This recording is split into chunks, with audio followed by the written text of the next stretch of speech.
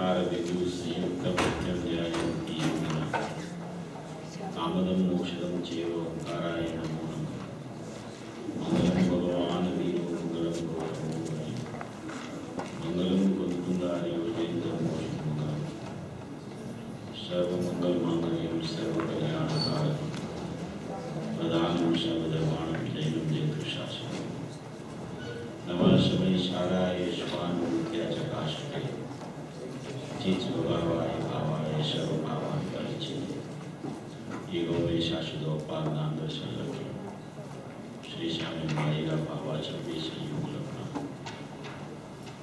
मारो शाश्वत एक दर्शन नाम लक्षण जीव છે બાકી બધા સંયોગ લક્ષણ ભાવ નથી બાહ્ય છે।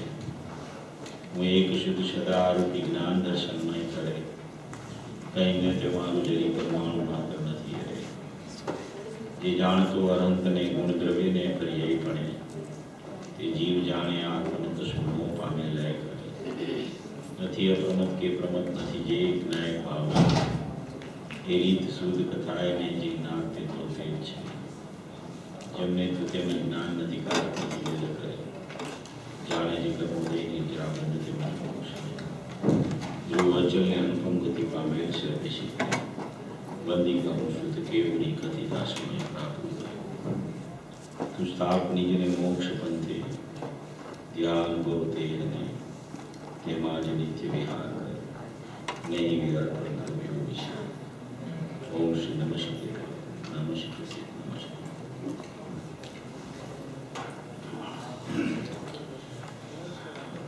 कुंद आचार्य देव द्वारा रचा हुआ ये प्रवचन सारजी शास्त्र, जो शास्त्र को दिव्य ध्वनि का सार ऐसा बोला जाता है, वो प्रवचन सारजी ये शास्त्र है। उसकी अपनी 172 गाथा पर अपनी चर्चा चल रही है। 172 गाथा में अलिंग ग्रहण के 20 बोल है। 20 बोल में अपने 1 से 5 बोल अपन ने पूरे कर लिए हैं। पहला बोल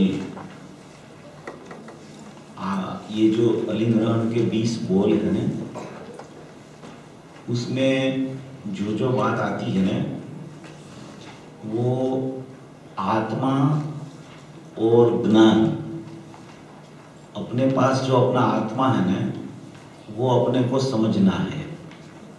तो आत्मा को समझने के लिए आत्मा में क्या है कि आत्मा में एक तो आत्मा अनंत गुणमयी है और एक उसका प्रकट ज्ञान है। बस ये बाउंड्री आत्मा की इतनी है।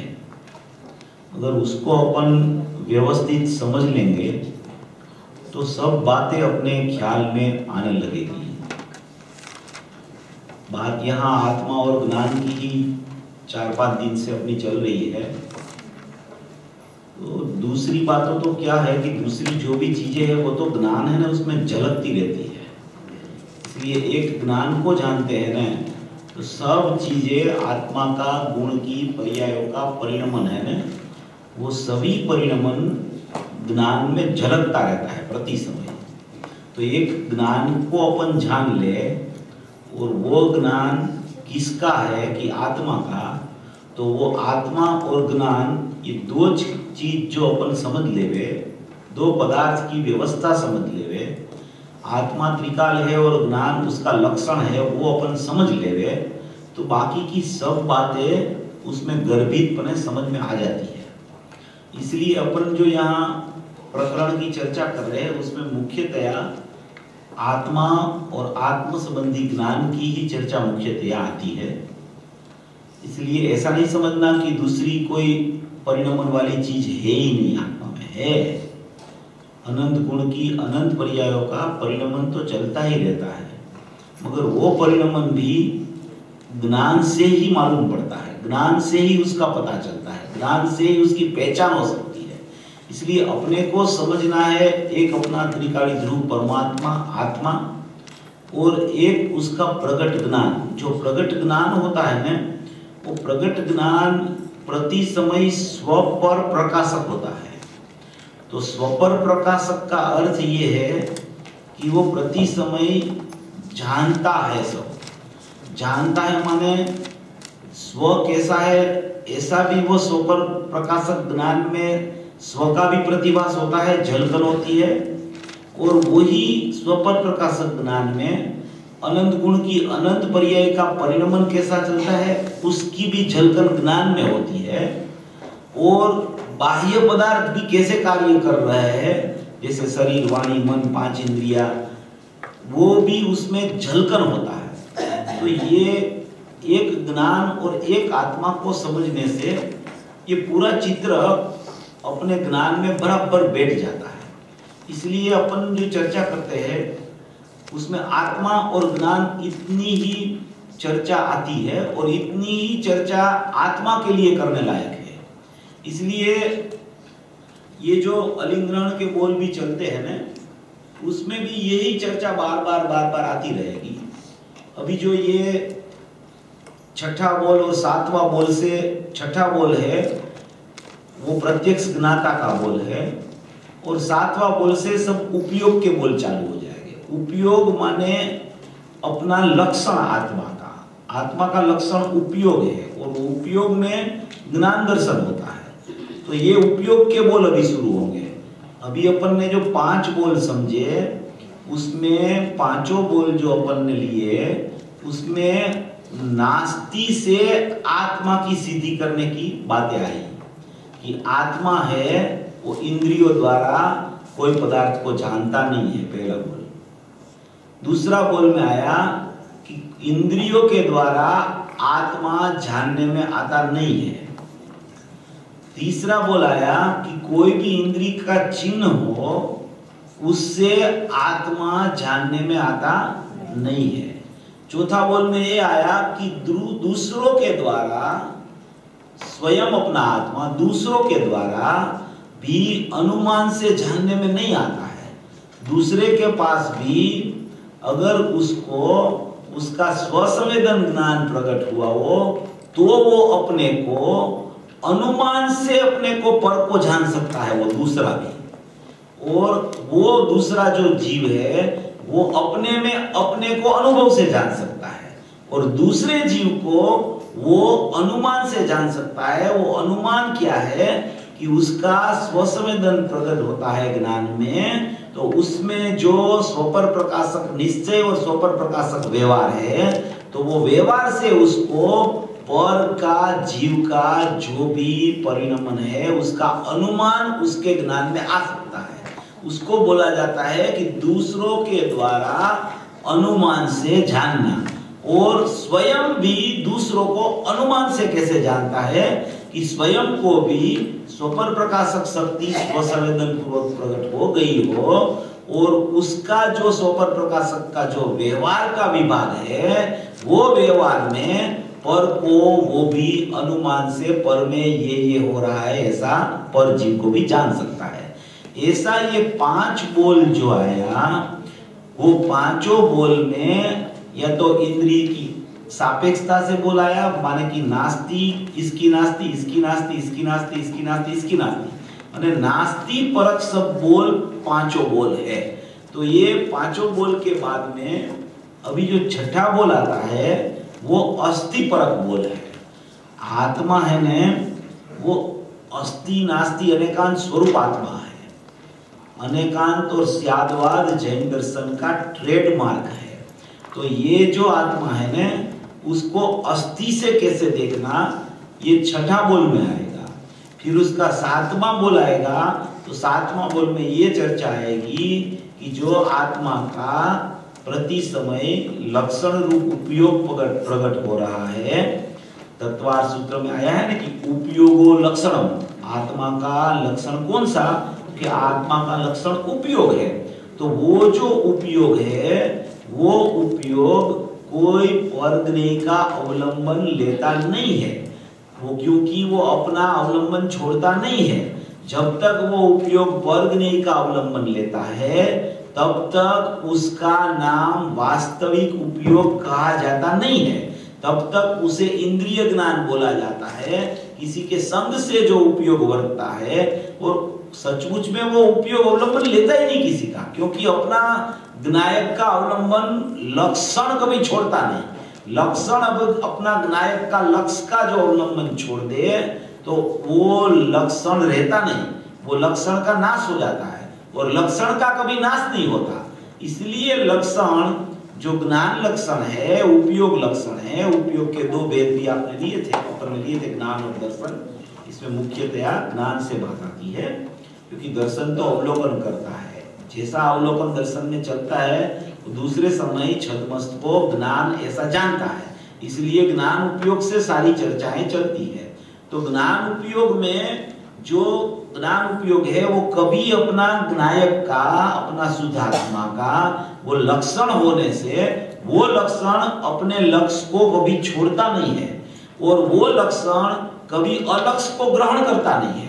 वो अगर वो लक्षण अपने लक्ष्य को छोड़ देवे तो उसका नाम लक्षण नहीं रहता, इसलिए वो लक्षण बिना का कोई आत्मा नहीं रहता, कोई जीव नहीं होता। इसलिए लक्षण भी ज्ञेयों का अवलंबन से कभी जान सकता नहीं है, अपना ज्ञायक का अवलंबन से ही वो जानता है। ऐसा वो 7वां बोल आएगा। और 8वां बोल में ऐसा लिखा है कि उपयोग कहीं बाहर से नहीं आता। बाहर से नहीं आता है, इसका मतलब कि जानना कहीं बाहर से नहीं होता, उपयोग कहीं बाहर से नहीं आता। उपयोग में जो जानना होता है वो उपयोग अपने ज्ञायक में से प्रकट होता है, और वो उपयोग में जो जानना होता है वो उपयोग में उपयोग से जानना होता है। कहीं बाहर से उपयोग आता नहीं, बाहर कोई पदार्थ में से उपयोग यहाँ नहीं आ जाता। जैसे कि ये आत्मा में ज्ञान का उपयोग है, उसमें ये सब जानना हो रहा है, बाह्य का भी उसमें समझो कि अवभाषण होता है, झलकन आती है बाह्य पदार्थ की। तो उपयोग में ऐसा ख्याल आता है कि बाह्य में ऐसे पदार्थ है, तो बाह्य में ऐसे पदार्थ है ऐसा उपयोग में ख्याल आया, तो वो उपयोग बाह्य पदार्थ पे से नहीं आता है। उपयोग तो उपयोग है, उपयोग तो ज्ञायक का है, वो तो ज्ञायक में से आता है, ज्ञान ज्ञायक में से आता है। जैसे समुद्र होता है ना, समुद्र, तो समुद्र में से क्या होता है कि समुद्र में से मोजे उछड़ते हैं, मोजा बोलते हैं ना, क्या बोलते हैं, लहर उठती है ना, समुद्र में से लहर उठती रहती है प्रति समय। तो वो लहर क्या है, वो लहर है, वो पर्याय है, और समुद्र है वो क्या है, द्रव्य है। तो लहर बिना का समुद्र नहीं होता है, और लहर है वो बाहर से नहीं आती, लहर है वो समुद्र में से प्रकट होती है। तो वो उपयोगवान जो अंदर में समुद्र है और उसका उपयोग होता है वो उसकी लहर है। तो वो लहर और समुद्र वो दोनों कभी अलग नहीं हो सकते, वो दोनों का कथनचित अनन्यता होती है, क्योंकि लहर के बिना समुद्र नहीं होता और समुद्र के बिना लहर नहीं होती। इसलिए दोनों का उपयोग और उपयोगवान का कथनचित अनन्यपना, कथनचित तादात्म्य संबंध होने से उसको उपयोग कहीं बाहर से नहीं आता, उपयोग अंदर से आता है। और उपयोग में जो जानना होता है वो अपने से होता है, कोई ज्ञेयों से नहीं होता, कोई ज्ञेयों के कारण नहीं होता। ऐसा ये 6वां, 7वां और 8वां बोल है। अपना 2 बोल या 3 बोल लेंगे, इसमें पूज्य गुरुदेव श्री का प्रवचन है, उसमें इसकी बहुत स्पष्टता आई है। अपन उसमें से कोई पैराग्राफ पढ़ के भी इसका अपन समाधान सोचेंगे। इसमें देखो ये 6ठा बोल है, उसमें लिखा है जिसके लिंग के द्वारा नहीं किंतु स्वभाव के द्वारा ग्रहण होता है। जिसके लिंग के द्वारा नहीं मगर स्वभाव के द्वारा ग्रहण होता है। इतना ही है। इसमें क्या लिखते हैं कि जिसके लिंग के द्वारा नहीं किंतु स्वभाव के द्वारा ग्रहण होता है वह अलिंग ग्रहण है। इस प्रकार आत्मा प्रत्यक्ष ज्ञाता है, ऐसे अर्थ की प्राप्ति होती है। क्या कहना चाहते हैं कि जिसके लिंग के द्वारा नहीं किंतु स्वभाव के द्वारा ग्रहण होता है, इसलिए आत्मा अलिंग ग्रहण है और वो आत्मा प्रत्यक्ष ज्ञाता है। इसलिए ऐसा कहना चाहता है कि अभी जितनी जितनी बात आई ना कि ये लिंग द्वारा जानने में नहीं आता, लिंग द्वारा ये जानने में नहीं आता, इंद्रिय को लिंग बोला। लिंग माने कि साधन, बाह्य साधन, बाह्य साधन द्वारा कोई आत्मा किसी को जानने में आता नहीं है। आत्मा जानना हो तो आत्मा का जो भी साधन है वो साधन से ही आत्मा जानने में आता है।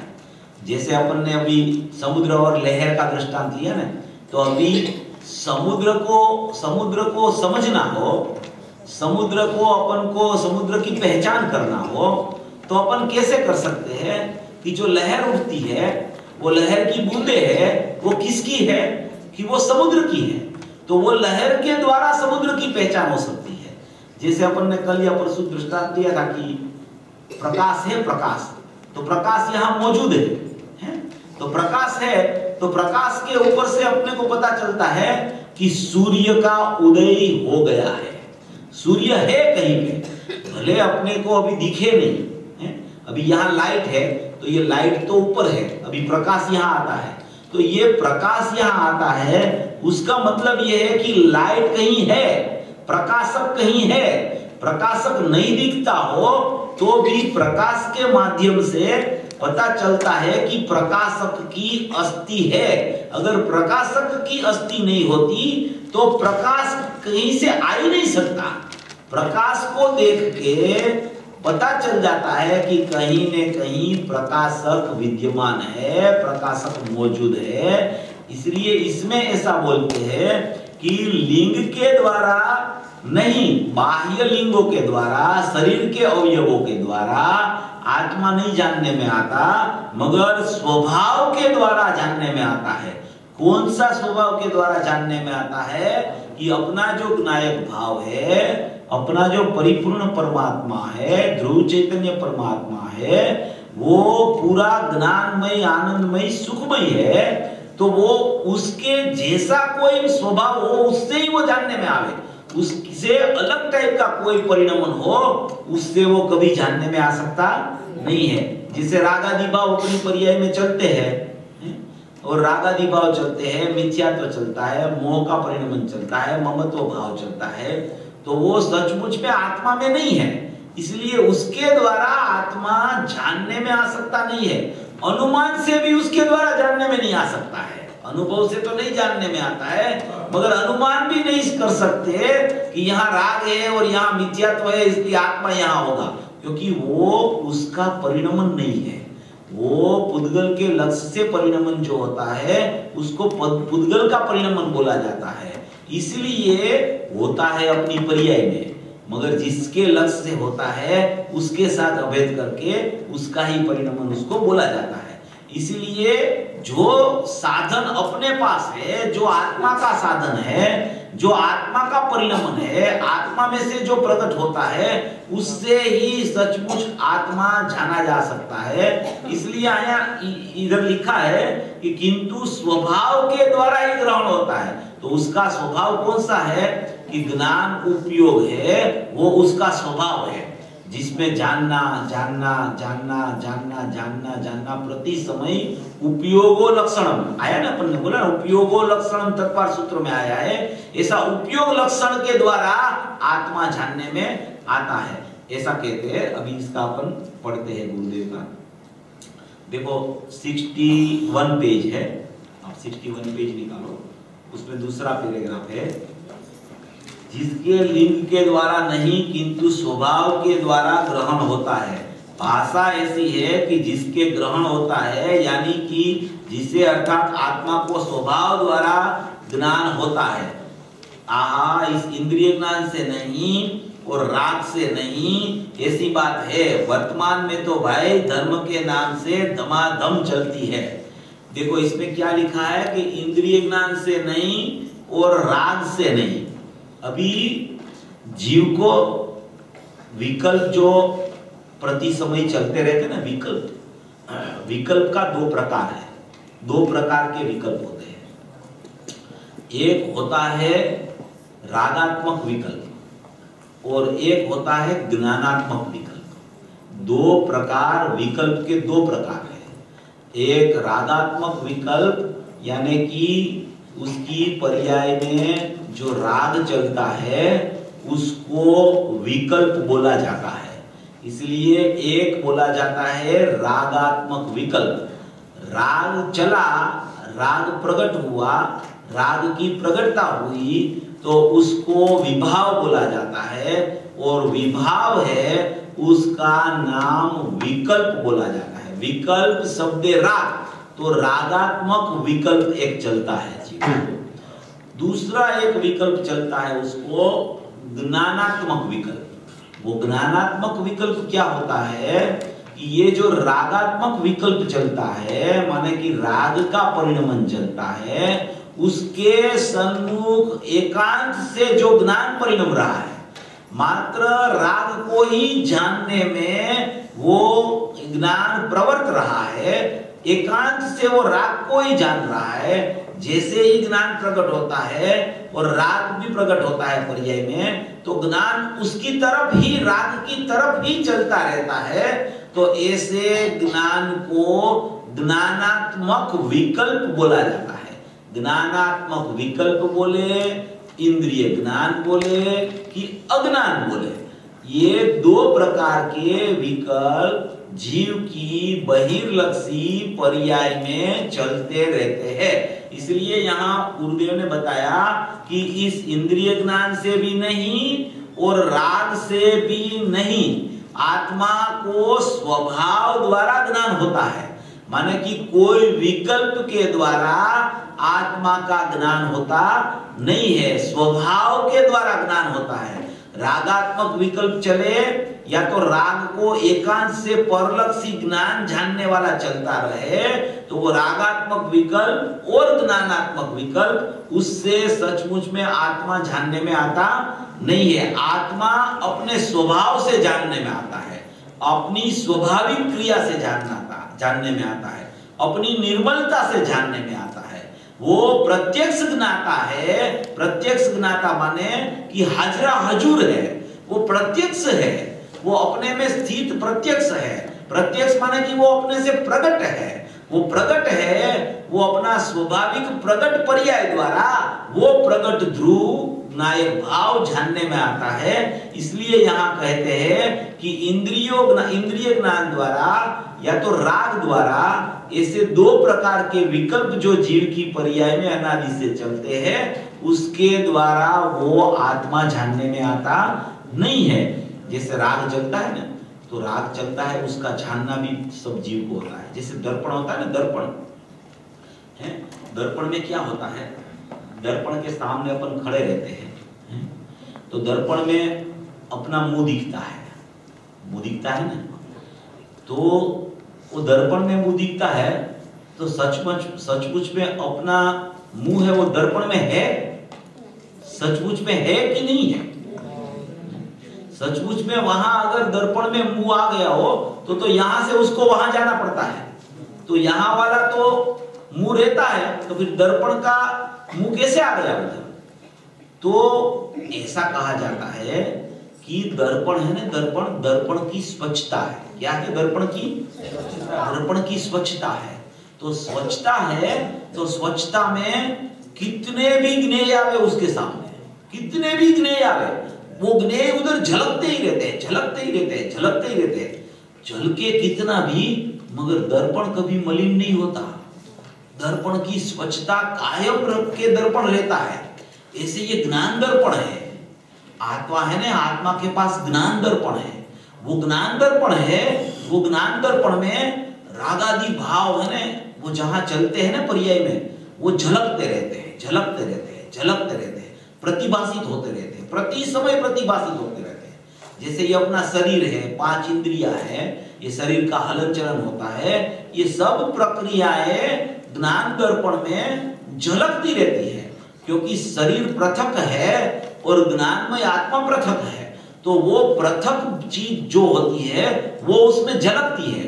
जैसे ज्ञान की एक समय की पर्याय स्वच्छ होने से, ज्ञानमय होने से, राग की पर्याय उससे पृथक है, इसलिए वो पृथक पर्याय उसमें झलकती है। वो झलकना बंद नहीं होता। कोई समय ज्ञान अपनी स्वच्छता छोड़ता नहीं, और कोई भी समय दूसरी पर्याय होती है, वो अपना प्रमेयत्व ज्ञान में प्रदर्शित करे बिना रहती नहीं। इसलिए अनंत गुण की अनंत पर्याय है, वो भी ज्ञान दर्पण में प्रति समय झलकती रहती है, क्योंकि उनके पास एक प्रमेयत्व है। तो वो प्रमेयत्व कहीं न कहीं अपना अस्तित्व प्रदर्शित करती है। वो दूसरी पर्यायों को भी ऐसा है कि भाई मैं कहीं न कहीं प्रदर्शित हो तो मेरा अस्तित्व है वो सबको पता चले, नहीं तो मेरा अस्तित्व है वो कौन जानेगा। तो वो ज्ञान की स्वच्छता में प्रतिभासन उसका होता रहता है, प्रति समय प्रतिभासन होता रहता है। यहाँ जो बात आई ना कि ये राग से नहीं, इंद्रिय ज्ञान से नहीं, तो इंद्रिय ज्ञान हो कैसे जाता है इसकी चर्चा चलती है।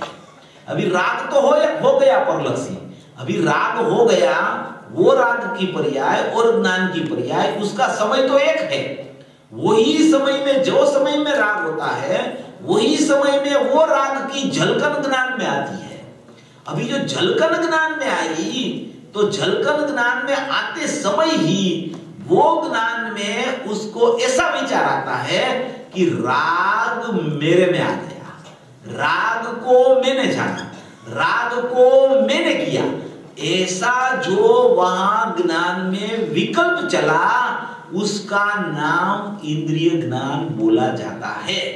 इंद्रिय ज्ञान माने क्या कि कोई भी पदार्थ उसको झलकन में ज्ञान में आवे, जैसे शरीर की 5 इंद्रियां झलकन में आवे, शरीर झलकन में आवे, तो वो ज्ञान क्या है कि वो ज्ञान को ऐसा लगता है कि ये मेरे में आ गया, सब ये ज्ञान में स्वच्छता में झलका तो ज्ञान में आ गया ऐसा लगता है। तो ज्ञान में आ गया ऐसा लगा, इसलिए वो ज्ञान में वो प्रकार का विकल्प चालू हो गया। वो विकल्प चालू हुआ, उसको ज्ञानात्मक विकल्प बोला जाता है। जैसे है ना, तो इसकी पृथकता अपन को कैसे समझना, वो एक 87 गाथा है समय सार की, 87 गाथा है, उसमें मोर का दृष्टांत आया है, मोर का दृष्टांत आया है उसमें 87 गाथा में। अभी क्या हुआ कि एक जगह दर्पण था, और दर्पण में मोर का प्रतिबिंब आ गया, दर्पण में मोर का प्रतिबिंब आ गया है। अभी दर्पण में तो मोर नहीं है, दर्पण में मोर का प्रतिबिंब आया, तो कोई छोटा बच्चा था, उसको ऐसा लगा कि ये तो दर्पण में मोर आ गया है। तो उसने उसकी मम्मी को बोला कि ये अपने घर में मोर आ गया है। तो उसकी मम्मी ने देखा, तो उसको तो पता था कि ये तो दर्पण में झलक रहा है, मोर थोड़ी आया है। तो वो बालक बोला कि नहीं नहीं मम्मी, यहाँ मोर आ गया है अंदर में, तुम देखो तो सही। तो बोले तुम वो दर्पण में हाथ लगाओ, बच्चे को बोलती है उसकी। तो कह नहीं, मैं हाथ नहीं लगाऊंगा, तुम लगाओ, वो तो मोर है, मैं हाथ का कैसे लगाऊं। फिर क्या हो गया उसी टाइम पे कि मोर ने टहुका किया। मोर ने क्या किया, टहुका समझते हो, मोर ने आवाज की कि मैं यहां हूं। क्या बोला उसने, मैं यहां हूं, ऐसा बोला ना। तो बालक ने ऐसे देखा, तो उसको पता चल गया कि मोर तो वहां है, यहाँ तो उसकी झलकन आती है, यहाँ तो ज्ञान है, यहाँ तो ज्ञानमय स्वभाव है, यहाँ तो ज्ञान पड़ा है। मोर की झलकन आने से जीव को भ्रमणा हो जाती है कि मोर दर्पण में आ गया। ऐसे राग चलता है, तो राग की दर्पण में झलकन आने से उसको ऐसा लगता है कि मेरे में राग आया, मैं राग का करता हूं, मैंने राग को जाना। उसी का नाम ज्ञानात्मक विकल्प बोला जाता है। और राग का परिणमन और ज्ञानात्मक विकल्प का परिणमन, उससे आत्मा जानने में आता नहीं है। आत्मा प्रत्यक्ष ज्ञाता है, इसलिए अपना स्वभाव से ही, अपना स्वभाव रूप परिणमन है, उससे ही सचमुच में आत्मा जानने में आता है। तो अपना स्वभाव रूप परिणमन कौन सा है कि अपना जो ज्ञान प्रति समय प्रकट होता है ना, वो ज्ञान अपना स्वभाव है, वो ज्ञान उपयोग लक्षण है। और वो उपयोग लक्षण में प्रति समय बाल गोपाल सबको ये जाननहार जानने में आ ही रहा है।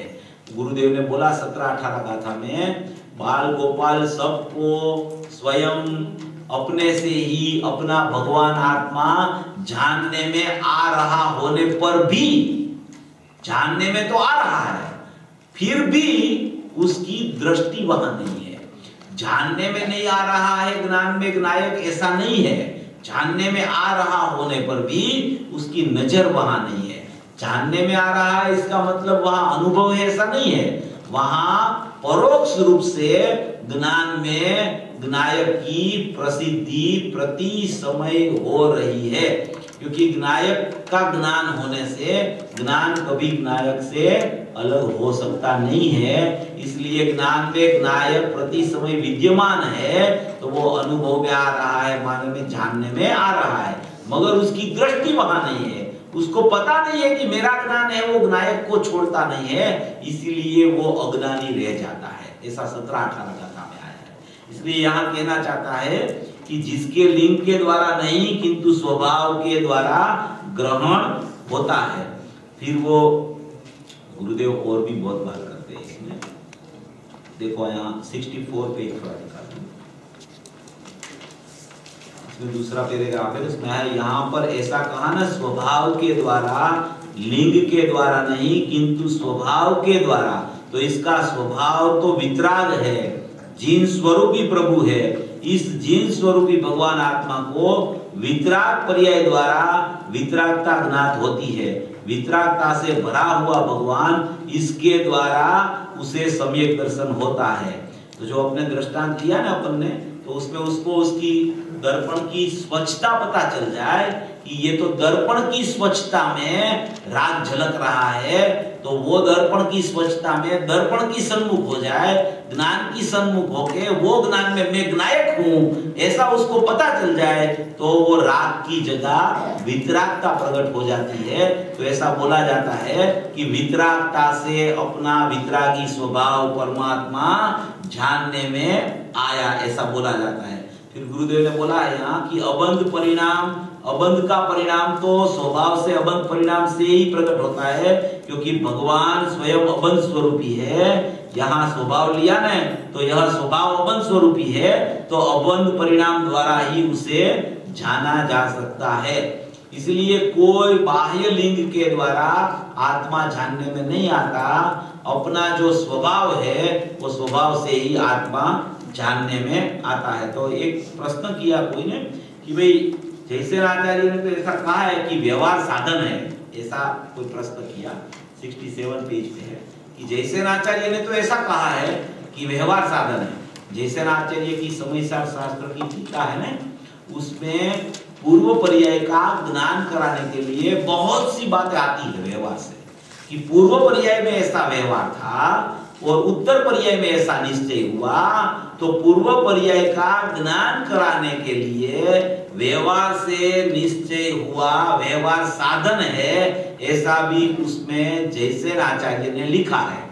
मगर व्यवहार साधन है वो कहने का कारण क्या है कि ये जीव की वर्तमान पर्याय में शुद्धता प्रकट हुई, तो पूर्व पर्याय में ऐसा उसका व्यवहार था, ऐसा भूत निगम नहीं से पूर्व पर्याय का ज्ञान कराने के लिए जैसे आचार्य देव ने ऐसी बातें उसकी टीका में कोई कोई जगह पे लिखी है। तो जीव को ऐसी भ्रमणा हो जाती है कि हम इतना व्यवहार करते हैं, इतना पूजा करते हैं, भक्ति करते हैं, व्रत तप नियम करते हैं, तो उससे हमें सम्यक दर्शन होगा कि नहीं होगा, क्योंकि जैसे आचार्य ने तो लिखा है कि व्यवहार साधन है, ऐसा लिखा है, तो फिर उससे साधन वो बताया साधन, तो ज्ञान साधन है कि ये व्यवहार साधन है, ऐसा प्रश्न करता है श्रोता। देखो आप उसका जवाब, वह निमित्त का कथन है। वह क्या है? निमित्त का कथन है। जैसे आचार्य की टीका में बहुत आता है, वह व्यवहार तो निमित्त था, उसका अभाव करके अंदर जाता है। वो व्यवहार पूर्व पर्याय में था, वो व्यवहार का तो व्यय हो जाता है, फिर नई पर्याय प्रकट होती है, तो व्यवहार का अभाव करके वो ज्ञान के द्वारा में ज्ञायक हुए साथ अंदर जाता है, तब सचमुच में उसको अनुभूति होती है। इसे निमित्त से होता है ऐसा कहा है, पूर्व पर्याय में व्यवहार देख के उसे निमित्त है ऐसा कहा है। क्या करे, ऐसे व्यवहार तो अनंत बार किया है। 9वीं ग्रेवेक तक गया, तब यहाँ इसका व्यवहार देखो। नग्न मुनि हजारों रानियों का त्याग, अरबों रुपये की आमदनी का त्याग, और अंदर राग की ममता ऐसी कि शुक्ल लेस्या, किंतु ये सब क्रियाएं जन्म मरण के बीज है। ये सब क्रियाएं जन्म मरण के बीज है। इससे जन्म मरण होता है, जन्म मरण का अभाव इससे, ये क्रियाओं से नहीं होता। जिसको सम्यक दर्शन की प्राप्ति हो गई हो, जिसको चौथा, पांचवा, सातवां, छठा गुणस्थान चलता हो, उसको भी ये व्यवहार आता है, तो भी वो उसको है जानते हैं, अपना स्वरूप नहीं जानते हैं, मगर आता है उसको रोक नहीं सकते। वो करता नहीं है उसका, वो जीव उसका करता नहीं होता, आता है उसको रोक नहीं सकते, मगर आता है ऐसा वो जानते हैं अपने ज्ञान में कि अभी ऐसा व्यवहार मेरा पर्याय में चल रहा है, ऐसा जानता है। वो जानने वाला ही रहता है, वो कुछ करने वाला कभी होता ही नहीं है, ऐसा इसमें बताना चाहते हैं। अभी अपन 7वां बोल की थोड़ी चर्चा ले लेंगे। इसमें और भी बातें आ रही है, थोड़ा देखो 68 पेज पे है, वो शिव बुद्धि मुनि की चर्चा आती है ना, शिव बुद्धि मुनि की चर्चा, देखो इसमें प्रकरण है उसका। शिव बुद्धि मुनि जिन्हें मारुस या मातुस याद नहीं रहता था, गुरु ने कहा कि मारुस किसी से द्वेष मत करना, किसी से राग मत करना। 2 शब्द, वे शब्द तक याद नहीं रहे, वो शब्द भी उसको याद नहीं रहे थे शिव बुद्धि मुनि को। इसमें क्या बताना चाहते हैं कि कोई बहुत ज्यादा याद रखने का संयोग हो, उसे ही कार्य होता है, ऐसा नहीं होता है। पूरा ये जो मार्ग है ना जैन दर्शन, वो अभिप्राय के ऊपर चलता है। अभिप्राय के ऊपर, कोई भी जीव का अभिप्राय क्या चलता है, उसका अभिप्राय में ऐसा चलता है कि ये राग है तो मेरा परिणमन है, ये राग परिणमन से मेरा कार्य हो जाएगा, कि उसका अभिप्राय में ऐसा चलता है कि वो परिणमन तो मेरा नहीं है, मगर जो जो परिणमन होता है वो कोई परिणमन मेरा अपरिणामी स्वभाव में नहीं है। ऐसा मैं अपरिणामी तत्व हूँ, ऐसा मैं ध्रुव तत्व हूँ, ऐसा मैं ज्ञायक तत्व हूँ, ऐसा मैं अखंड तत्व हूँ। ऐसे उसको ज्ञायक तत्व की अंदर से महिमा आती है, ऐसा उसको विश्वास आता है। विकल्पात्मक दशा में भी उसको ऐसा रटन चलता है कि मैं ध्रुव परमात्मा हूँ, मैं चैतन्य परमात्मा हूँ, जैसे सिद्ध परमात्मा है ऐसे ही मेरा स्वरूप है, ऐसी उसको महिमा आती है, ऐसा अभिप्राय उसका चलता है। भले वो अभिप्राय अभी सम्यक नहीं हुआ हो, मगर शुरुआत तो होनी चाहिए। शुरुआत ही अगर नहीं होगी तो वो अभिप्राय सम्यक होगा कैसे? तो अभिप्राय में ही अभी पर वस्तु और रागादि भाव कैसे होते हैं, उससे कुछ लाभ हो जाएगा या तो वो कब चला जाएगा, ऐसा ही भाव अभिप्राय में चलता है। तो ज्ञायक पर तो उसकी दृष्टि नहीं जाती, और ज्ञायक को पीठ देके वो दूसरी तरफ देखता रहता है, ज्ञायक की तरफ देखता ही नहीं। नायक की तरफ वो देख ही नहीं सकता, तो पीछे नायक है, वो सामने देखता रहता है। इसलिए क्या है कि अभिप्राय में तो एक ऐसा होना चाहिए कि मेरा एक चैतन्य परमात्मा है और मेरा एक जानना का स्वभाव ज्ञान का परिणमन है, और वो ज्ञान का परिणमन में ज्ञायक भाव विद्यमान है, ऐसी मेरी अस्थि है, ऐसा मेरा स्वरूप है, ऐसा उसको अभिप्राय तो अभी बनना चाहिए। गुरुदेव की वाणी सुन के ये अभिप्राय बनना चाहिए, स्वभाव की महिमा आनी चाहिए, स्वभाव का रटन चलना चाहिए, स्वभाव की बात आवे तो उसको अच्छी लगनी चाहिए। भले उसको स्वभाव की बात का परिचय ज्यादा न होने तो परिचय उसको करना चाहिए।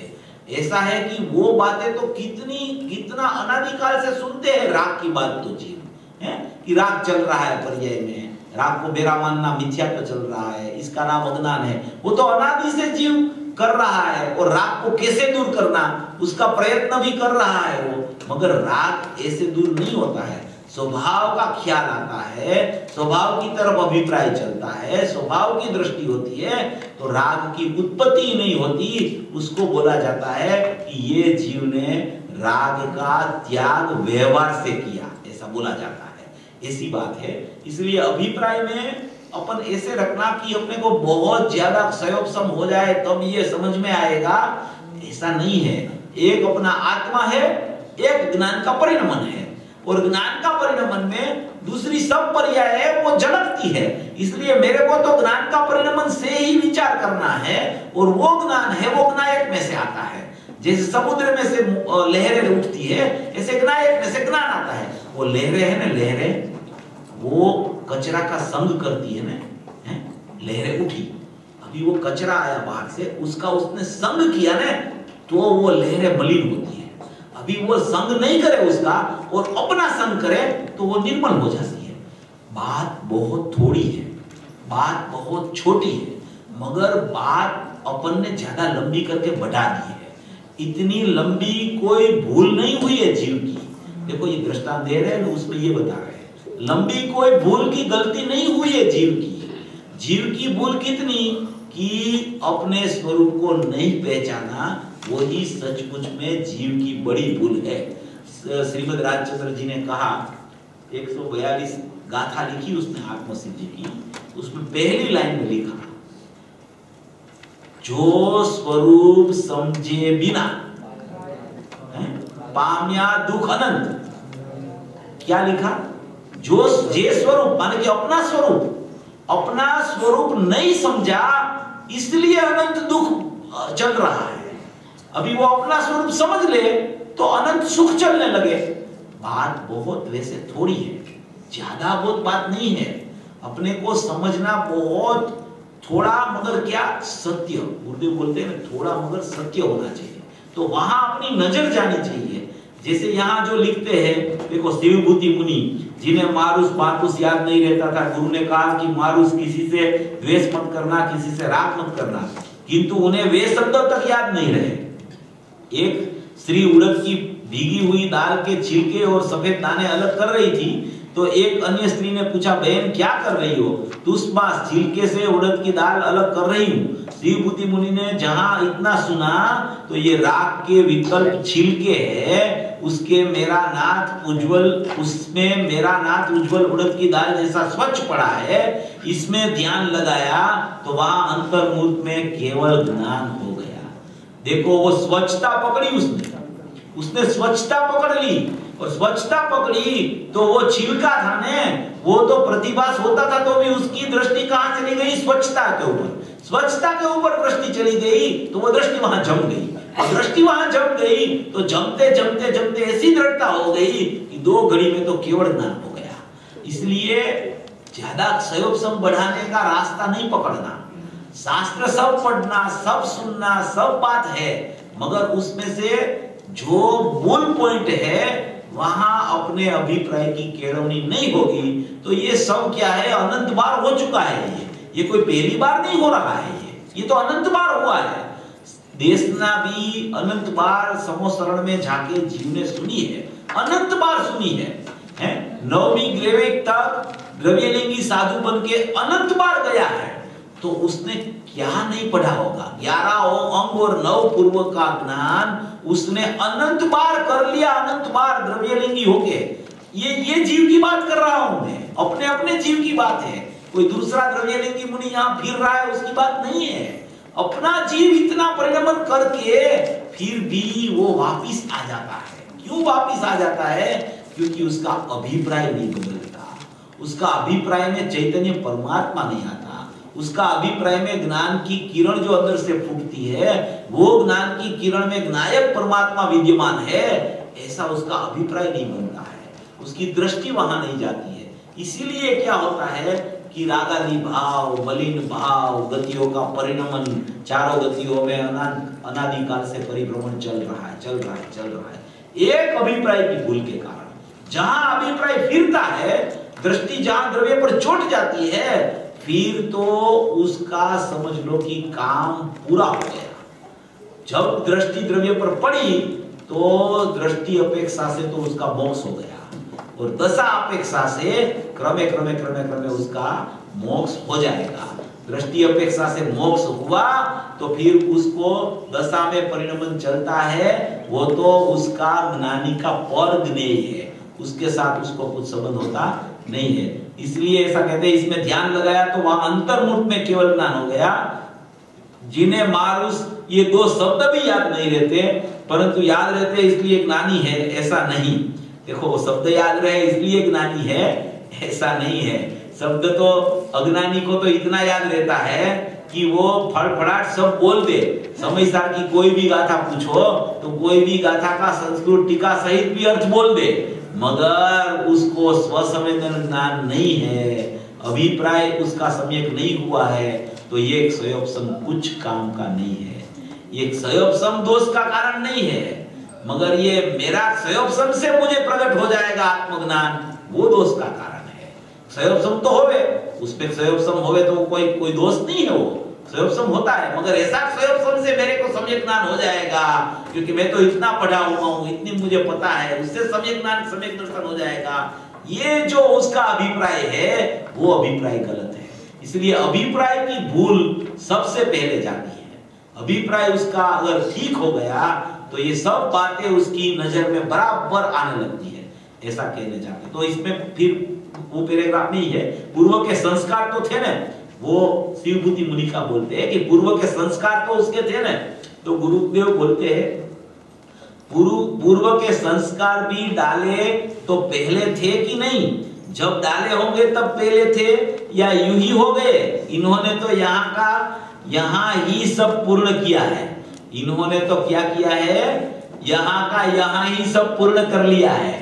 देखो संस्कार होते हैं ना, वो पूर्व में डाले होते हैं ना, तो वो पूर्व पर्याय के संस्कार है, वो वर्तमान पर्याय को कुछ दे नहीं सकते हैं, क्योंकि वर्तमान पूर्व पर्याय है, वो तो पारिणामिक भाव रूप हो गई, वो व्यय हो गई है।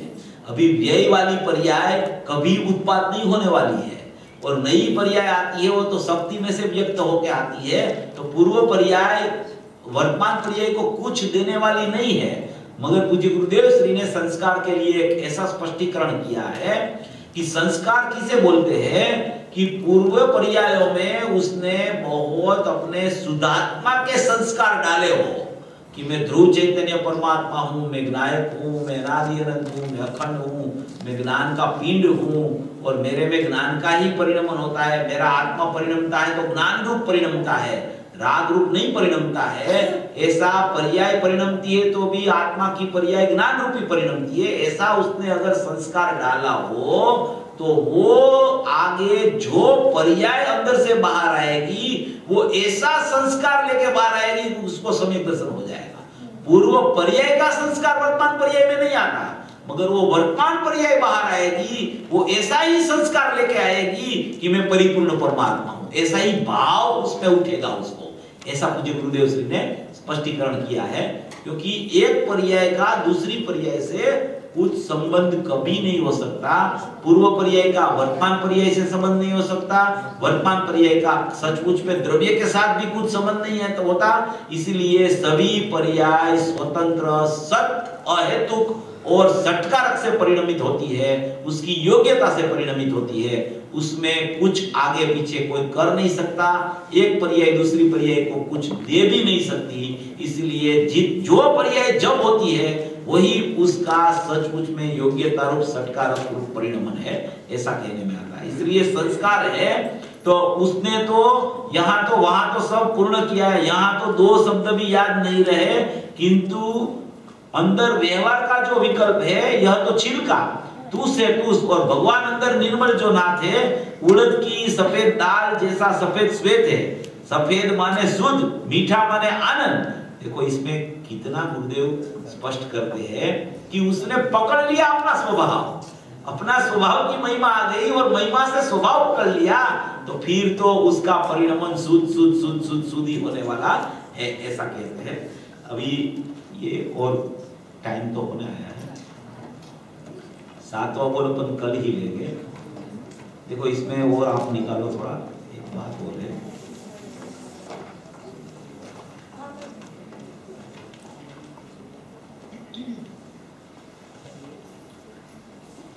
सेवेंटी पेज पे है,